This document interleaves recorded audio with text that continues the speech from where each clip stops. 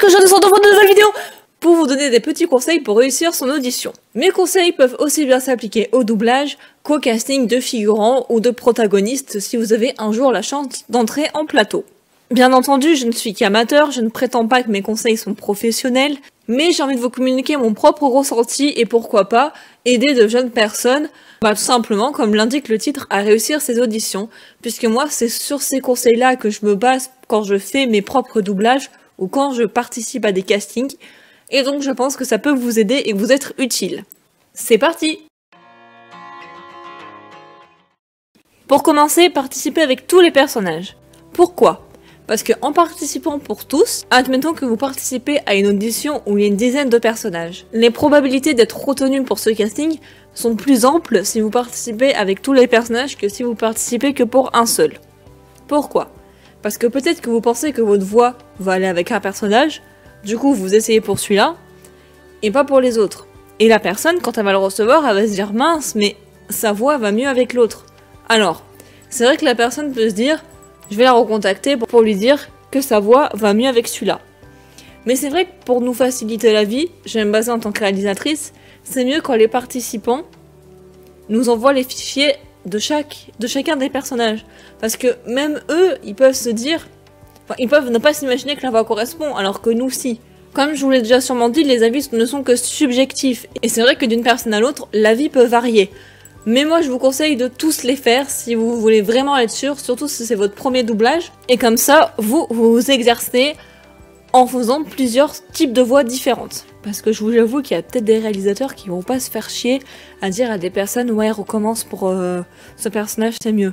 Encore nous, on est sur YouTube, ça va, entre nous on peut s'aider. Mais si un jour vous voulez participer à quelque chose, c'est mieux d'essayer de tout faire. Vous pouvez même vous surprendre vous-même. Numéro 2. Savoir gérer le stress. Alors c'est assez facile à dire comme ça, et je vois pas trop quoi vous dire pour essayer de le faire, parce que moi-même par exemple je sais que j'aime bien toujours prendre par exemple une bouteille d'eau à côté de moi, parce que quand je parle beaucoup, ben voilà, je bois une gorgée, après tout de suite ça va mieux.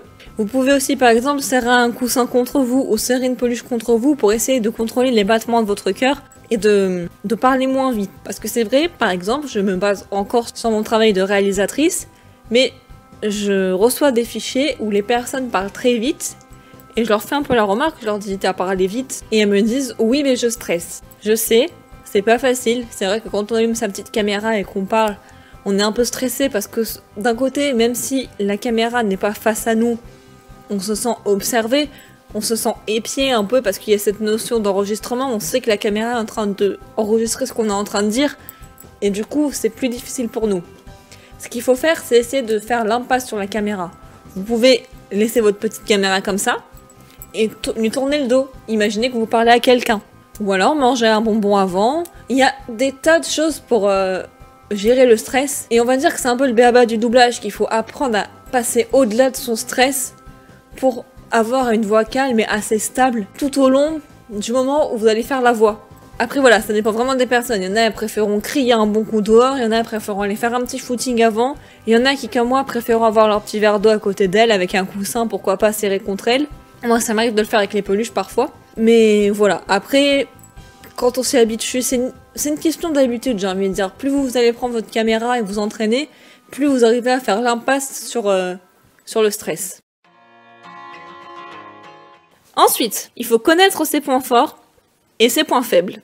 Je vous explique. Dans un doublage, on a toujours un point fort et un point faible, c'est comme dans toutes les matières, dans tout ce qu'on réalise au quotidien.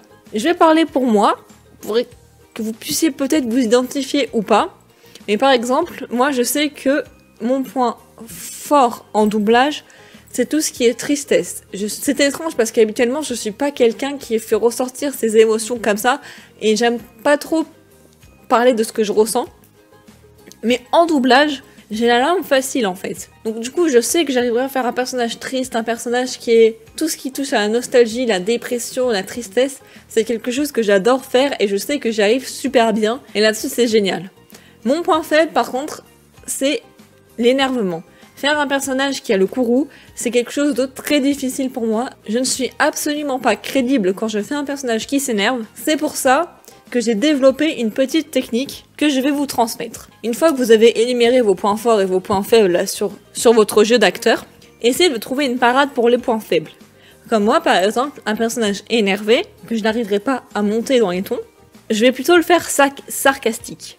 Je vais garder la notion d'énervement, mais je vais laisser ma voix stable et faire une voix piquante. Par exemple, la phrase que j'ai piochée au hasard dans un livre. Au lieu de crier, chose que je n'arriverai pas à faire et que je ne pourrai pas vous montrer tellement c'est pas crédible. Évidemment, il symbolise la patrie, la mère patrie, et par extension, la mère tout court. Vous voyez bien, ce n'est pas crédible. Donc je vais garder la notion d'énervement, mais je vais plutôt me baser sur ce que moi j'arrive plus à faire, tout en gardant le timbre de voix exigé par la personne. Évidemment, il symbolise la patrie, la mère patrie, et par extension, la mère tout court. Voilà, c'est de là à peu près. Après, c'est un jugement personnel, à vous de faire le vôtre. Oh, j'adore! C'est piquant, c'est sarcastique, c'est génial! 4e conseil. Comme dirait notre ami Edgar von Strasberger, pour jouer un rôle, il ne faut pas l'interpréter, il faut être le rôle. En d'autres termes, ne lisez pas la phrase, mais soyez la phrase. Autre exemple, pour la femelle numéro 3. Au lieu de dire « Tout le monde ici se pose la même fichue question. Je t'épargne l'effort de la poser. Il n'y a pas de nourriture. Nulle part. Maintenant dégage, avorton !» Au lieu de faire quelque chose comme ça, il faut l'interpréter. Imaginez que vous avez quelqu'un en face de vous. Imaginez-vous la situation que le personnage peut vivre. Et n'hésitez pas à accentuer des mots. C'est comme ça qu'on y arrive un peu plus. Mais il ne faut pas trop exagérer non plus. Ce qui donnera: tout le monde ici se pose la même fichue question. Il n'y a pas de nourriture. Nulle part. Et nous sommes tous affamés. Alors maintenant dégage, avorton. Accentuer des mots dépend vraiment de l'humeur que vous voulez dégager. Admettons, si c'est un personnage qui est triste, vous allez plutôt le faire bégayer et hésiter dans ses mots. Aussi, votre voix partira plutôt en fondu dans les syllabes. Par exemple, pourquoi tu me fais ça? Admettons, vous voulez le dire d'une voix triste. Au lieu de dire, mais pourquoi tu me fais ça? Vous pouvez dire, pourquoi tu me fais ça? Voilà, hésitez dans la phrase, sentir que votre respiration est plus saccadée et vous étouffez dans la dernière phrase, si je peux dire. A l'inverse, si vous voulez interpréter un personnage énervé, votre voix devra monter en crescendo.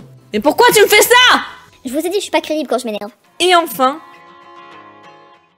donnez un peu de soi-même dans le personnage parce que c'est plus naturel. Alors, on en revient à ce que je disais pour le sarcasme sur des phrases où il faut être continuellement agacé. Je sais que par exemple, quand je choisis un rôle, c'est déjà un rôle qui se rapproche plus de ma personnalité, puisque je m'identifie plus à ce personnage et j'arriverai mieux à le jouer. J'aime bien aussi les personnages qui sont le contraire de ce que je suis.